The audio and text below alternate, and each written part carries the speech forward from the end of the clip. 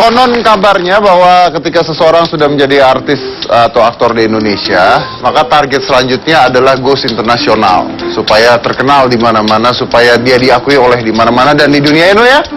Kamu kapan go internasional? Kamu bisa loh, kamu nyanyi di Vegas sebagai pemain piano terkecil di dunia, mungkin laku.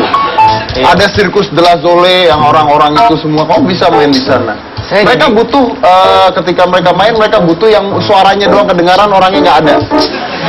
Saya jadi kayak freak show gitu mas. Enggak, maksudnya, tapi punya cita-cita nggak ke sana? Punya nggak? Punya lah ya, tapi pasti harapan ada lah ya. Harapan ada mas. Ya.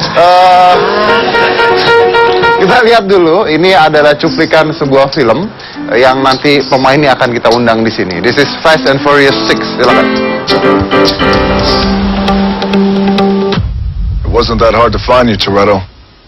Wasn't hiding. Last week, a team of highly coordinated drivers took down an entire military convoy. You know Rio was my last job. Oh, I know you didn't do it.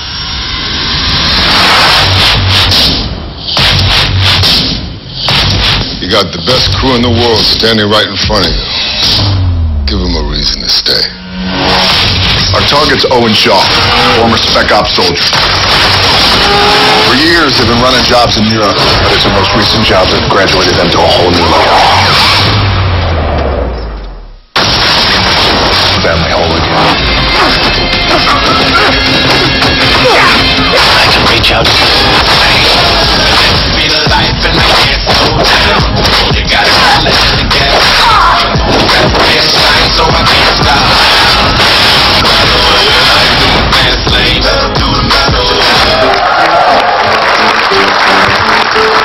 Dan film Fast and Furious 6 itu ternyata menjadi box office pertama di Amerika selama 2 minggu berturut-turut, film tersebut. Dan kalau Anda perhatikan baik-baik, ketika menonton film tersebut, itu inti dari filmnya adalah cuma satu. Anda lihat ada Vin Diesel, Anda lihat ada Dwayne Johnson ya, Anda lihat ada yang pemain kulit hitamnya. Inti dari semua film itu cuma satu, botak tuh keren.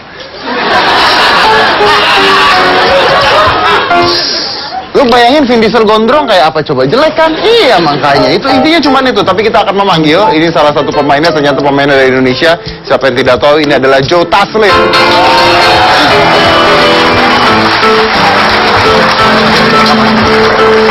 Oke, Joe Taslim sudah, lu berapa kali di sini Joe ya? 3 kali ya? Baru yang ketiga. Ini yang ketiga, tapi sekarang ternyata sudah jadi aktor Hollywood. Wah. Jadi agak susah manggil Joe Taslim ke hitam putih, agak susah. Dulu waktu belum terkenal diundang sini cuman kasih nasi box doang padahal. Tepuk tangan sekali lagi buat Joe Taslim. Oke, silakan Joe. Ini film selama 3 minggu menghasilkan 586 juta dolar. 586 juta dolar itu worldwide. Sedangkan budget filmnya hanya 160 juta. Berarti keuntungannya, bayangan keuntungannya segitu besar. Nah, dari keuntungan segitu besarnya, lo dapet apa sebenarnya? Bangga aja sih. Tapi ada royalty, of course. Ada royalty? Ada. Nah itu. Ada. Jadi kalau film di sana ada royaltinya? Setiap aktor yang ngomong itu berhak dapat royalty. That's one of the rules of the union ya. Setiap aktor yang ada lines yang ngomong. Kalau nggak ngomong? No royalty. Kalau berantem doang? No royalty. Wah berarti Limbat nggak bisa dapat royalty kalau main. Walaupun ngomong cuma sedikit pun tetap ada royalty. Iya, makanya mereka sangat selektif untuk aktor, untuk lines, pembagian line untuk aktor sangat selektif, sangat dipikirin. Tapi ada aktor yang nggak ngomong ya, karena ada kalau emang karakter itu nggak penting ngomong dan mereka ngerasa nggak ada kebutuhan untuk dicerita, they don't give them lines biasanya sih. Oke, dan royalty itu biasanya dibayarkan seperti apa? Royalty itu sebenarnya jalannya itu setelah semua film turun dari seluruh dunia. Jadi mereka jual ke TV, DVD, Blu-ray, itu baru royalty itu jalan. Karena kontrak film itu ya mencakup film tayang di bioskop itu udah termasuk kontrak awal. Oh, jadi itu tidak ada royaltinya? Iya, jadi setelah turun, mereka akan masih dapat income dari DVD, seluruh dunia, dan sebagainya. Hak siar di seluruh dunia. Itu baru dapat royalti. Royalti itu jalan. Royaltinya jalan. Oke. Tadi kan Joe mengatakan, lu dapat apa ya? Bangga gitu kan? Kebanggaan seperti apa yang lu dapetin? Bangganya ya karena jarang kabarnya. Biasanya kalau Hollywood selalu untuk memilih aktor dari Asia, mereka milih di Jepang, Hong Kong, Betul. Cina ibaratnya, dan sangat jarang untuk melirik apalagi Indonesia gitu kan. Dan sekarang tiba-tiba mereka tertarik. I think it's a good thing bahwa sekarang industri kita, aktor-aktor kita udah mulai dilirik oleh Hollywood, which is good. Tadi Joe kan mengatakan jarang ya, tapi sebenarnya sebelum Joe sendiri ada nggak aktor Indonesia yang sampai ke Hollywood nembus box office, ada nggak? Kalau film box office so far sih kayaknya jarang. I don't know, kalau nggak berani bilang belum pernah, takutnya ada, tapi kayaknya jarang banget. Kalau film internasional banyak, seharusnya banyak. Kalau Tapi box kalau office-nya film belum. kayak studio, film gede, film box office itu sangat jarang. Mungkin belum. Mungkin belum pernah ya. Mungkin. Belum pernah. Oke. Terus udah main di sana nih. What changed in your life after this? Nothing's changed actually. Setelah dari balik di Indonesia ya biasa aja sih, balik sama keluarga lagi, sama teman-teman lagi.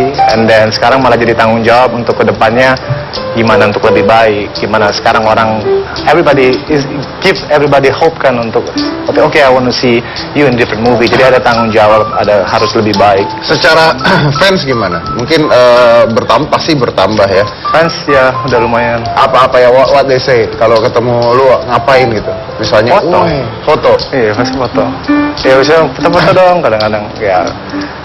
Iya, kadang anak kecil juga, kadang-kadang juga bingung anak kecil kok nonton Fast gitu. Tapi ya they like the movie. They like the movie. Oke.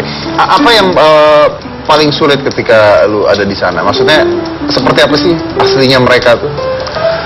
Aktor-aktornya lah. Karena kan ini pertama kali mungkin ya buat Joe untuk ke sana dan main. Do they nice to you?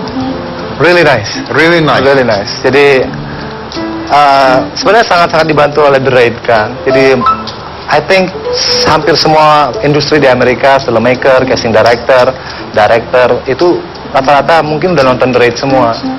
Jadi setelah gue nyampe di sana ketemu orang, mereka langsung I love your movie, I love The Raid gitu. Jadi udah break the ice, nggak ada awkward lagi. Jadi kita oh thank you, jadi yeah, we really love you to be in our project, let's work together gitu. Jadi nggak awkward sih. Jadi Dari antara aktor-aktor itu semua tuh yang paling dekat sama lu, paling ngobrol, paling sering ngobrol. Paul Walker sama Sang Kang sih. Paul Walker, Sang Kang, Tyrese of course. Tapi Tyrese. Tyrese banyak berantemnya sama gue. Kayak dia ya kadang-kadang dia sih he's a joker. Kadang-kadang dia masih kadang-kadang tiba-tiba marah. Ya lo mukulin gue ya, sekarang seluruh dunia tahu gue digebukin lo ya, cuma ngajar lo gitu-gitu. Tapi joking. Jadi si Tyrese tuh bisa ngomong Indonesia ternyata ya? Enggak habis ini. Oke, sekarang saya mau tanya nih Jo, seandainya The Raid itu tidak ada, will you be there? Enggak secepat ini.